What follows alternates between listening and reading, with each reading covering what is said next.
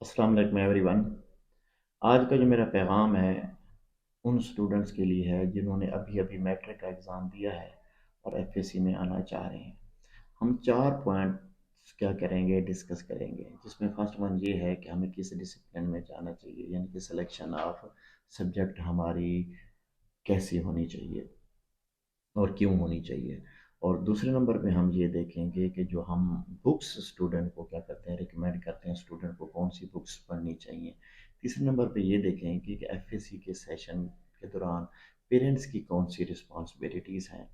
اور لاسٹ پہ ہم یہ دیکھنے کی کوشش کرتے ہیں کہ کیا بچے کو ہاسٹلائز ہونا چاہیے یا نہیں ہونا چاہیے۔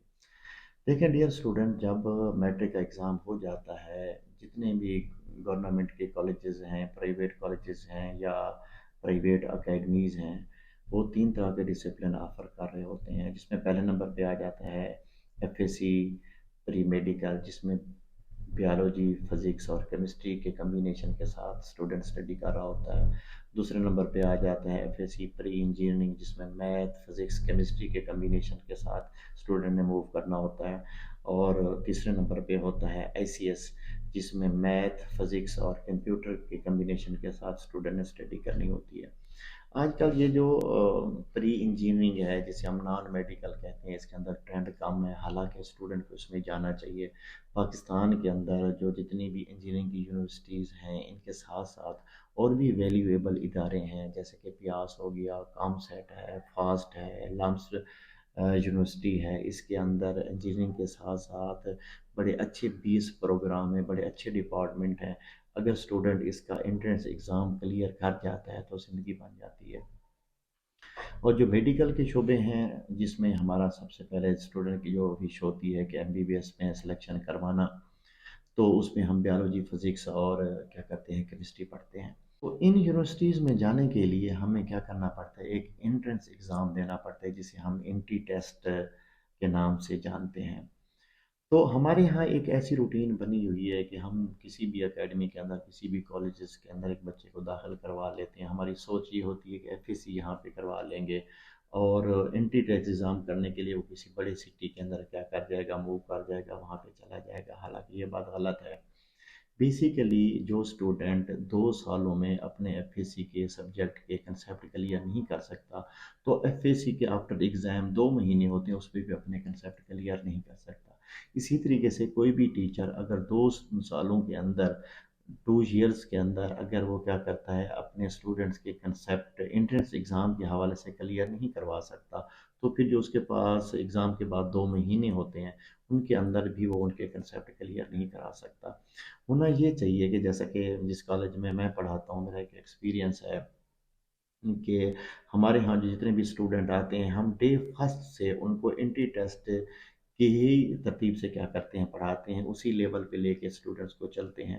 دور کی بات نہیں ہے، پچھلے سال کی میں آپ کو ایک بات بتاؤں، ہمارا ایک اسٹوڈنٹ ہے شہریار ناصر، وہ اسپیس ٹیکنالوجی میں جانا چاہتا تھا، تو اس نے پیاس کا جا کے انٹرنس ایگزام دیا، تو ماشاء اللہ الحمدللہ اس نے پہلے نمبر پہ آیا اور وہاں پہ اب وہ اسٹڈی کر رہا ہے۔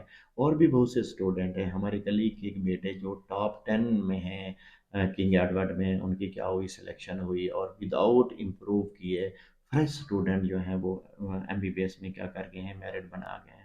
کیونکہ پھر جو امپروو کی ذلت سے اسٹوڈنٹ کو اور جو پیرنٹس کو گزرنا پڑتا ہے، تو اس سے بہتر ہے کہ اسے بچنے کی خاطر کہ ڈے فسٹ سے جس دن سے ایف اے سی کی کلاس سٹارٹ ہو، ٹیچر کو بھی چاہیے اور اسٹوڈنٹ بھی اس ٹیمپو کے ساتھ، اس لیول کے ساتھ کلاس میں بیٹھے کہ میں انٹرنس ایگزام کی تیاری کر رہا ہوں، نہ کہ میں بورڈ ایگزام کی تیاری کر رہا ہوں۔ اس کے بعد آ جاتی ہیں بکس کی سلیکشن۔ دیکھیں میں تو یہی ریکمینڈ کروں گا کہ آپ کو پنجاب ٹیکسٹ بک جو ہے وہ پڑھنی چاہیے۔ جو ہماری پی ٹی بی کی جو کیا ہیں بکس ہیں، ان کو ہمیں کیا کرنا چاہیے، پڑھنا چاہیے، کیونکہ اس کے اندر بہت کم مسٹیکس ہیں ایز کمپیئر ٹو جو اور ہماری جو مارکیٹ کے اندر بکس اویلیبل ہیں۔ تو ہم ٹیکسٹ بک کے تھرو جائیں تو ہمارے کنسیپٹ زیادہ اچھے کیا ہوتے ہیں، کلیئر ہوتے ہیں۔ ادروائز جس ادارے کے اندر آپ پڑھ رہے ہوتے ہیں، وہاں کے ٹیچر آپ کو کیا کرتے ہیں، اچھی اچھی بکس کیا کرتے ہیں، ریکمینڈ کرتے ہیں۔ بہرحال میں یہی ریکمینڈ کروں گا کہ آپ کیا کریں، ٹیکسٹ بک ہی پڑھیں۔ اس کے بعد جو ایف ایس سی کا سیشن ہوتا ہے، اس میں پیرنٹس کی رسپانسبلٹی یہ ہے کہ جب آپ کسی بھی گورنمنٹ کالج کے اندر یا پرائیویٹ کالجز کے اندر یا پرائیویٹ اکیڈمیز کے اندر بچے کو داخل کروانے کے لیے جا رہے ہیں، تو ایک دفعہ ان کی فیکلٹی کے بارے میں، جو اساتذہ کرام پڑھا رہے ہیں ان کے بارے میں ضرور ڈسکس کر لیں۔ الحمدللہ ہمارے جتنے بھی گورنمنٹ کے یا پرائیویٹ یا مختلف اکیڈمیز کے کیا ہیں اساتذہ کرام ہیں، پروفیسر صاحبان ہیں، بہت اچھے ہیں، کمپیٹنٹ ہیں، بڑے اچھے وے سے کیا کرتے ہیں پڑھاتے ہیں۔ لیکن بعض اوقات یہ ہوتا ہے کہ ایک دو پڑھانے والے ہوتے ہیں، باقی ساتھ میں ینگ جو ہیں وہ انہوں نے اٹیچ کیے ہوتے ہیں، تو بہرحال وہ بھی بہت اچھا پڑھا رہے ہوتے ہیں، لیکن ایکسپیرینس تو اپنی جگہ پہ ایک میٹر کرتا ہے۔ تو ان چیزوں کو ضرور ڈسکس کرنا چاہیے، اور اس کے ساتھ ساتھ ایک ان کی رسپانسبلٹی یہ ہے کہ کسی بھی ادارے کے اندر جب آپ بچے کو داخل کراتے ہیں تو وہاں پہ بچہ جسٹ 3 یا 4 گھنٹوں کی خاطر اور کی خاطر وہاں پہ جاتا ہے، 19-20 گھنٹے اس نے گھر میں رہنا ہوتا ہے۔ تو اس کی جتنی بھی ایکٹیویٹیز ہیں گھر کے اندر اس کو بھی واچ کرنا چاہیے۔ پیرنٹس کو چاہیے کہ وہ وقفے وقفے سے وہ ٹیچر کے ساتھ کنٹیکٹ میں رہیں۔ اس سے کیا ہوتا ہے، بچے پہ ایک اچھا امپیکٹ جاتا ہے، اور جو ہے وہ بچہ اسٹڈی کی طرف رہتا ہے۔ یہ بھی ایکسپیرینس میں آئی ہیں باتیں۔ اور لاسٹ ون یہ ہے کہ بچے کو کبھی بھی ہاسٹلائز نہیں کروانا چاہیے۔ میں نے یہ دیکھا ہے کہ بڑے اچھے اچھے بچے ہوتے ہیں، پیرنٹس ان کو جا کے مختلف اداروں کے ہاسٹل میں چھوڑ آتے ہیں، تو وہاں پہ جا کے دیکھیں جی یہ جو 9th 10th اور 11th 12th ہے، اس کے اندر بچے ابھی امیچور ہوتے ہیں، میچورٹی لیول نہیں پہنچا ہوا ہوتا، ہارمونل چینجز آ رہی ہوتی ہیں، تو بچے کے ڈی ٹریک ہونے کے چانس بہت زیادہ ہوتے ہیں۔